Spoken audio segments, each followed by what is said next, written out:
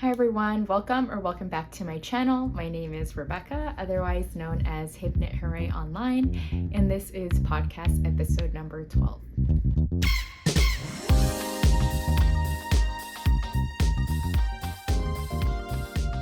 So it's been about a month since I last filmed a podcast episode, maybe even longer than that.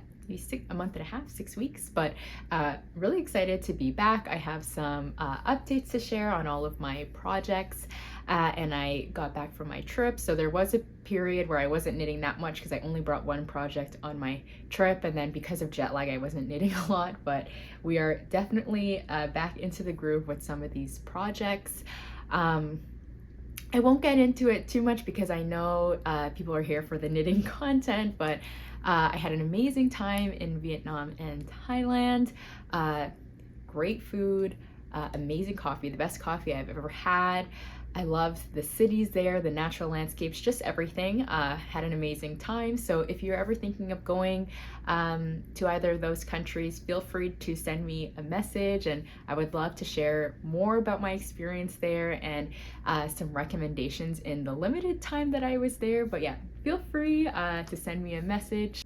I would love to chat about it more with people that are interested and are thinking about going. So yeah, feel free to send me a message, but I won't bore everyone else by going into the trip. In terms of my knitting, I have one finished object and a few whips. When I came back, I was honestly not very excited to work on some of the existing whips that I had.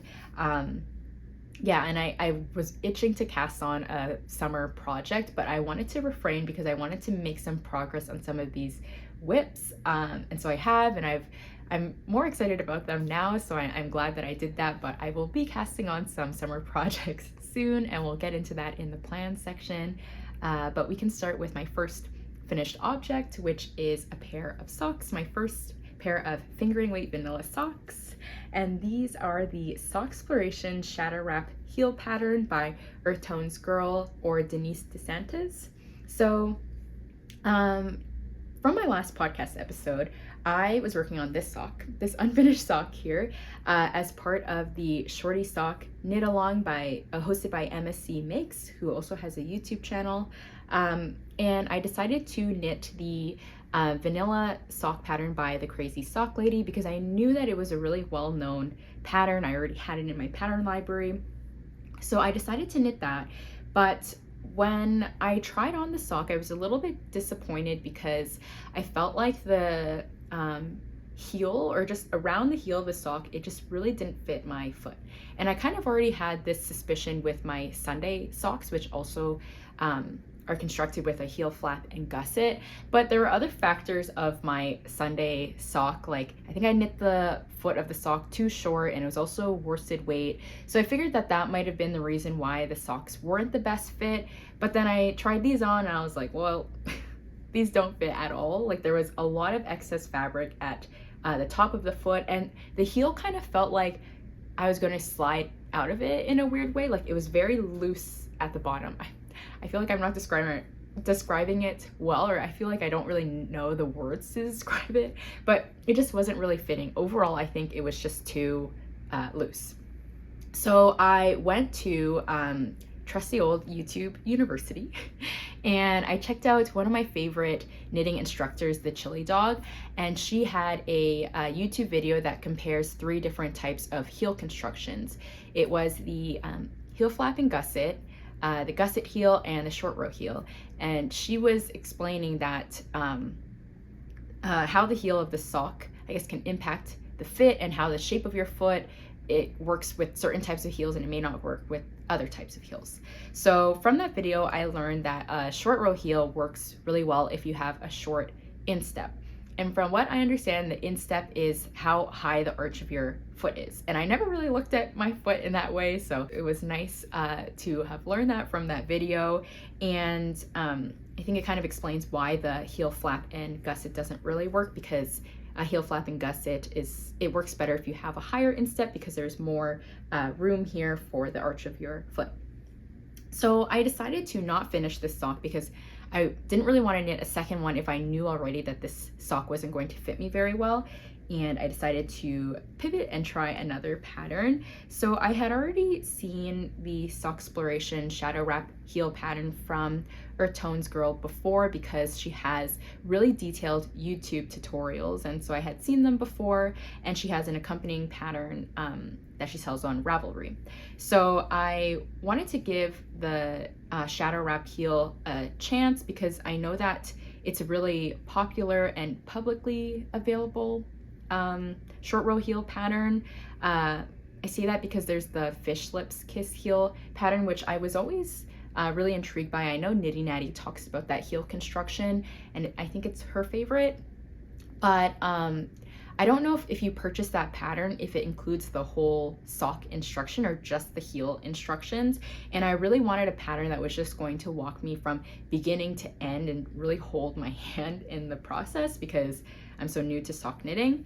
So I ended up getting that pattern and watching the YouTube tutorials, and I didn't watch all of the videos. They're very detailed and I'm glad that they're there, but I just watched the parts of the sock that I needed more guidance on because I thought the pattern was really detailed.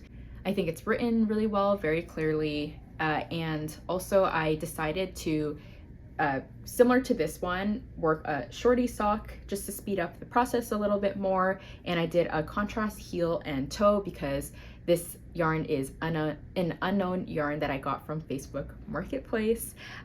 So I decided to use the Lang Jawoll for the heels and toes because I thought there's some like a little bit of speckles in this yarn, so I thought that that kind of corresponded with the contrast heel. And overall, the process of knitting this was super quick. It was, I think each sock took me just over 2.5 days to knit. So I would say it was very quick, at least compared to this one. And I think it partly has to do with because it's a shorty sock, so I wasn't knitting a huge length for the calf. But I also think the shadow wrap heel is just way faster and a lot easier to work. So I'm fully convinced to knit a short row heel and a shadow wrap heel in the future. Now that I know how to knit it, I can just sub it into other sock patterns. But with the shadow wrap heel, you don't have to pick up stitches. You aren't really counting stitches either. It's very intuitive to work. And yeah, it's just a lot faster, I find. It's just easier. You don't have to count the decreases. I think I already mentioned that, but yeah, I just really like the shadow wrap heel. My only concern is that it may not be as durable, I think, as a heel flap and gusset, because with the heel flap and gusset, there's the slip stitches here, and it just has it's just a thicker fabric. So I don't know. I guess time will only tell based off of how much I wear these socks, if they're going to last, but I do really like the construction. This was also the first pair of socks I knit with my Addy Crazy Trios, which are flexible double-pointed needles. Just an update on those. I really love those needles. I think that they are the best of both worlds between magic loop and double-pointed needles. You can see here that there is a little bit of a line, which is the join between the two needles. So even after blocking, I do kind of see that line. It is pretty subtle though, and it's not really laddering. I think it's those stitches at the end of each needle. I may have pulled it a little bit too tight. So I have some tensioning to improve upon, but I do really like those needles. I am curious to try other ones like the Haya Flyers in the future, but for now I'm fully convinced to keep working with flexible double-pointed needles as well. They are kind of fiddly, kind of like double-pointed needles. You do have to position the needle you're not working with in a particular way. Like they kind of have to be bent in the middle to be comfortable. So you do have to adjust that as you're working. So it's maybe not as quick as, I guess, a small circular, but I do love that you can use those needles from beginning to end for the entire sock and you don't have to switch anything out. And yeah, I am really happy with those needles as well. I blocked these socks and I placed them on sock blockers because I wanted them to look nice for the podcast, but I worry that I kind of stretched them out a little bit too much. So I do have a question about that. I used these sock blockers from Knit Picks. I got them a long time ago when I was first interested in sock knitting, maybe about 2 years ago now. And these are the size medium on their website. And They're just, I guess, plastic, pretty standard, I think, sock blockers. But I tried on the socks when I first cast them off, and they were quite fitted, and then I blocked them, and then I put them on these sock blockers and just placed them out to dry. And now they're quite loose, and I don't know if it's because of the yarn that I used. Maybe this is a superwash yarn. I guess unfortunate that I don't know what the material is.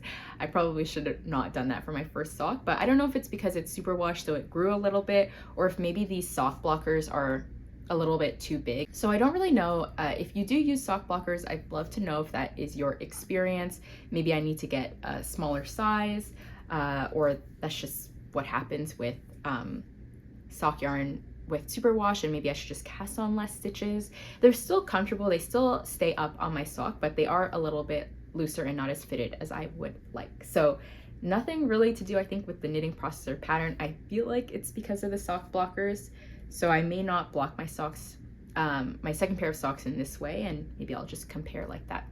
So that was my only finished object to share. My first whip is my Esther Jacket by Petite knit. And I have made some progress on this jacket. It is a top-down, drop shoulder, all over textured jacket, and I knit to the end. I finished the body.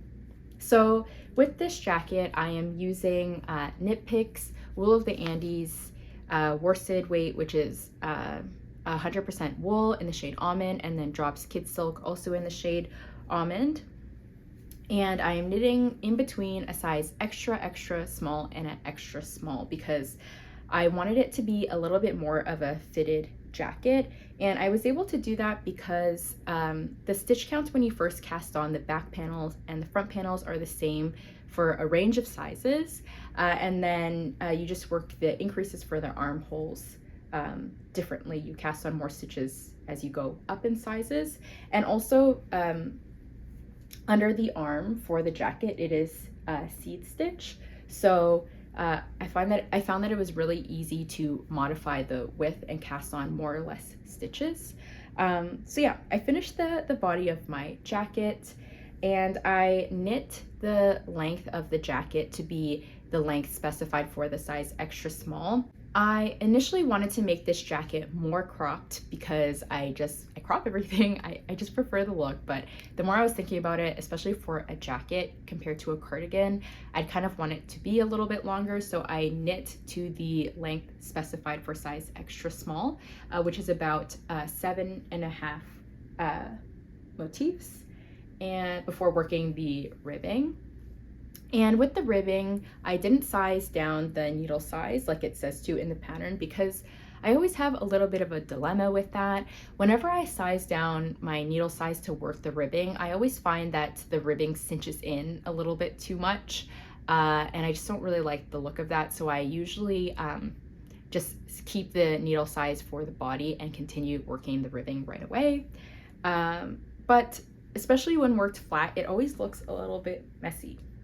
I guess because you're working one orientation and then you're flipping and working the other way, so maybe that's why the ribbing looks a little bit messy, and also because I didn't size down. I think it will block out, but messy ribbing is like my biggest pet peeve, I guess you could say, in knitting. I hate when my sweater or garment ribbing is uneven, but that is just because I guess I worked it flat and didn't size down. I'm hoping that it blocks out. And honestly, I feel like it's one of those things where only I would notice it. So yeah, hoping that doesn't bother me too much. This was one of the whips where I was kind of unmotivated to work on it when I got back. I started this jacket in April, so maybe I started it a little bit too late in the spring season. And then by the time I got back and it was mid-June, it was warm outside and I was working with worsted weight wool and mohair. So that was also unmotivating because I realized that when I finished it, or when I'm going to finish it in July, it's going to be way too hot to wear a jacket anyways. And also because it's all over texture, it was giving me quite a bit of wrist pain to work on. I think because on 5mm needles, the needles are just heavy, and as I progressed more and more with the body, the actual work itself was just quite heavy. So that was also a little bit unfortunate, so I'm glad to be done the body. So I told myself that I was going to finish the body, so happy to be done that, and then I'm going to work the neckband and the button band, and then maybe save the sleeves to the fall. I don't really like languishing whips. I don't like the physical and mental space that it takes, but it just doesn't make sense to finish this, and it's mid-July and I won't really wear it, so I'd rather just save this to the fall and work on some summer projects and not frog it either, which is the alternative for me in the past. I would either just power through and finish it, or I would frog, which I don't want to do in this case, so I might just save it in a few months, which it's not that far away anyways. So yes, this is the progress on my Esther jacket. My next whip that I have to share was one from the last podcast episode as well. It is my honey vest. And I've been kind of having some issues with my honey vest. So I wasn't very excited to work on this one as well when I got back, but I've made some progress on it and I'm starting to see the light of day with it, but I'm also still a bit concerned with the sizing.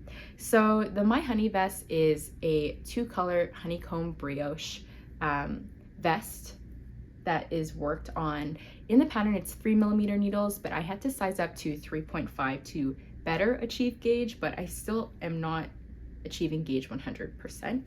So in my last podcast, I mentioned that I was worried about the total circumference of the vest not being wide enough, just based off of my current gauge. I think I said it was going to be like less than 80 centimeters in width or something like that. And so I had to take a step back and make some modifications to the vest so the front panels and the back panel would be wide enough.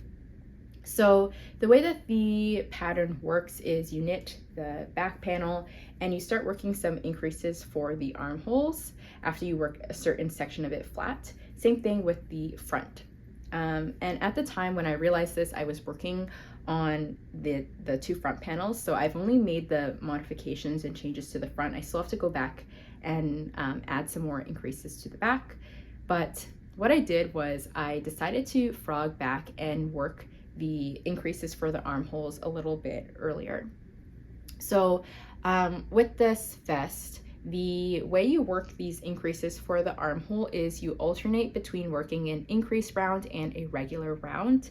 2-color honeycomb brioche is a 4-round repeat. So you do the 4 regular rounds with no increases, and then you do the 4 rounds where you work an increase into the panel, and each time you're increasing, you increase by 3 stitches. So it's pretty dramatic of an increase, and I just thought that with the vest not fitting in width, I just need to add some more width. And so I don't know if it's going to look the best proportionally on the vest, but I was not going to frog this whole thing because of the unspun Plutolopi. So for the front panels, I decided to add 2 additional increase repeats while still alternating, so that the increases start a lot higher. So there is more of a slope, but I think it just is going to add more width and it just looks more balanced, I think. I still worry though that the front panels are too narrow. Like I look at this one and then I look at Aline, the designer's sample, and I feel like hers is a lot wider, the front panel here, and I don't know why. Like I know my gauge is off, but it's a lot wider, or at least it looks a lot wider to me. So I don't know, I think I'm just gonna trust the process. I'm not gonna frog back again. I'm just gonna trust the process and hope that the edging that you add to the front here and then also at the sides are gonna add some more width. But I don't know, I'm a little bit scared. I think if I were to do the vest again, I would cast on more stitches here. So in addition to the armhole increases, you also increase here for the neckline.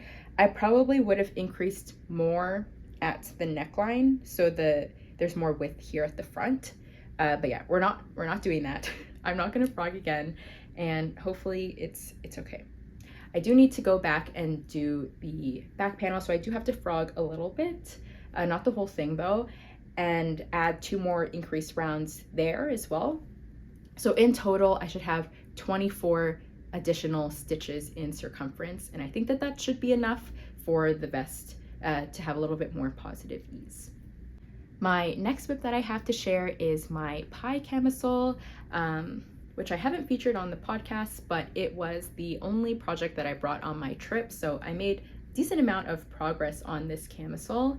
And I'm wearing the pie camisole right now. This is the first version that I knit because I was part of the test knit in 2022. This is knit in Knitting for Olive Merino in the shade Licorice. So this one is knit with onling number 11, which is 90% merino, 10% cashmere in the shade Alabama, which is a nice warm tone brown. And I won this yarn from the Pie Camisole Knit Along giveaway. So of course, I thought it was only fitting that I knit a second pie camisole. And the pie camisole is just a really elegant design. It's knit with fingering weight wool on 2.5 millimeter needles, so teeny tiny, but you get this really nice finished fabric. And it's knit from the top down. So you knit the front panel first, then you are working increases here to shape the armholes. And there's different, I guess, increments of increases to shape the slope of the armhole. So you do that for the front panel, then you do that in a very similar way to the back panel. You work that, and then you join the two panels and also cast on stitches as well. And I'm at the point where it's just really soothing, relaxing stockinette, so it's just knit in the round. And this first pie camisole, I unintentionally knit it too cropped, which is very on trend, or very typical of me. But I initially cropped the pie camisole by 5 centimeters when I was knitting this one. It wasn't really a game of yarn chicken, I just wanted it a little bit shorter. But with just how much I've been wearing it, I don't really know why, but it's shrunk even more, maybe even another 5 centimeters. So the camisole is 10 centimeters shorter than it is intended to be. And it is a little bit too cropped. So for this one, I'm making sure that I have enough length before I start working the ribbing, because I want it to be a little bit longer than this one. This one is still totally wearable. I can still wear it with high-waisted pants and skirts and everything, but yeah, I just want this one to be a little bit longer. And the signature part of the pie camisole as well is the really thick 1x1 ribbing for all the hems. So you can see it on the neckline and the armholes, and then the bottom as well. So it is going to be quite time consuming. I'm happy that I cast this on earlier in May so I can make some progress and finish it hopefully by the end of summer, but the 1x1 ribbing on such small needles is definitely going to take some time, but it's totally worth it in the end. I just think the finishing is just so nice. The onling number 11 is also really surprising to me. It has a certain loftiness to it, kind of like Sayona in a way. I know it's a different fiber composition, but there's just a lot of air or space blown into the fiber. I don't really know, but it just, when I hold it up in ball form like this and also in the finished fabric, there's just a certain lightness to this fabric compared to the Knitting for Olive Merino, which is still a very lightweight fingering weight yarn, but it just feels very different. So in addition to them being different colors, I'm excited for the finished fabric of the garment to also be a little bit different as well. So even though I'm knitting this for a second time, it does feel like a totally new tank top, and I'm excited to continue working away at it. Okay, so the angle may have changed a little bit because I had to check something on my phone, but moving on to acquisitions, I have two really exciting acquisitions to share. The first one is a knitting book, and it is Arctic Knits by Wei-Chen Chan, who is also known as the Petite Knitter. So I won this book through a giveaway she was hosting to celebrate the book release. I realize that this is the second giveaway product that I'm featuring in this podcast episode. I promise I'm not a giveaway bot. I don't spam giveaway posts. I just have been very lucky, I guess, recently with giveaways.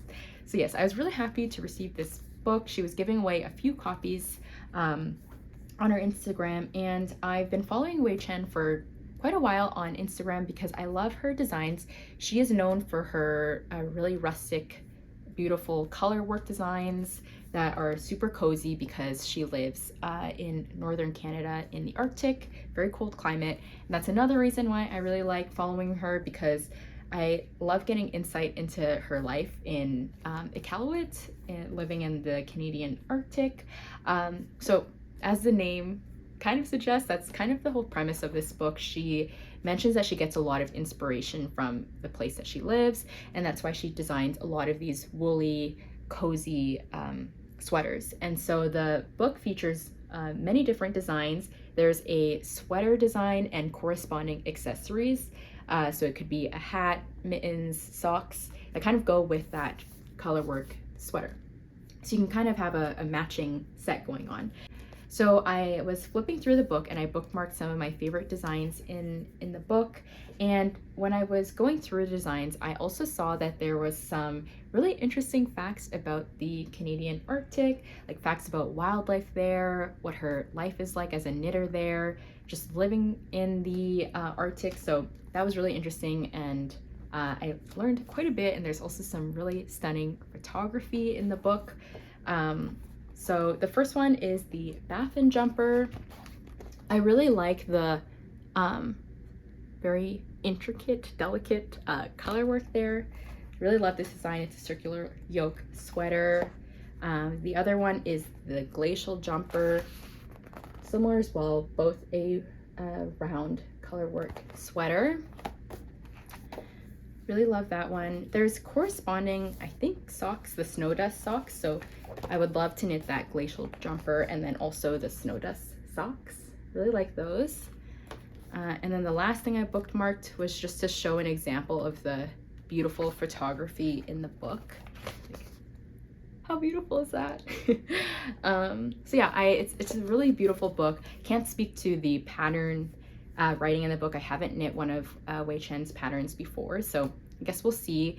Not going to cast on anything in the immediate future, but maybe this fall or winter I'll knit a design from this book. So really excited to flip through this. And my second acquisition I have to share is a skein from Knit City. So one of my goals this year at the beginning of the year was to go to a fiber festival, and I really wanted to go to Knit City. So at the beginning of the year when the tickets were released, I got a weekend pass, and then I realized that I wasn't able to go anymore. And so I had my tickets and I really didn't want them to go to waste, and I saw online that you can transfer tickets. So one of my friends hadn't got a ticket yet, and so I told her, I was like, wait, I have a ticket that I can transfer to you. And I just asked her if she could get me a small memento from Knit City. Even though I wasn't going to go there, I thought that maybe if I got a small souvenir from it, it would kind of reduce the amount of FOMO I was feeling from not being able to go. And so she got me this skein of yarn from Ancient Arts Yarn, and it is their Nettle Soft in the shade Paperweight. And Nettle Soft is 68% superwash fine merino and 32% nettle, and it's their DK weight, so 240 meters for every 100 grams. And I had never heard of Nettle before, but I guess I shouldn't be surprised because my friend who went and got this for me, I always learn so much from her about really interesting fiber compositions, especially natural fibers or like small base studios or dyers. So it's not surprising that she picked up this yarn, and I was really excited to learn more about Nettle. So for my research, Nettle is kind of like a plant-based nylon equivalent. Like, it's very strong. It grows similar to linen, but kind of behaves like silk, I believe. And so that makes it really appropriate for sock knitting because it adds some strength to the merino. And so that's why she got it for me, because she said I was new to sock knitting, so maybe I would like to knit up a pair of DK weight socks.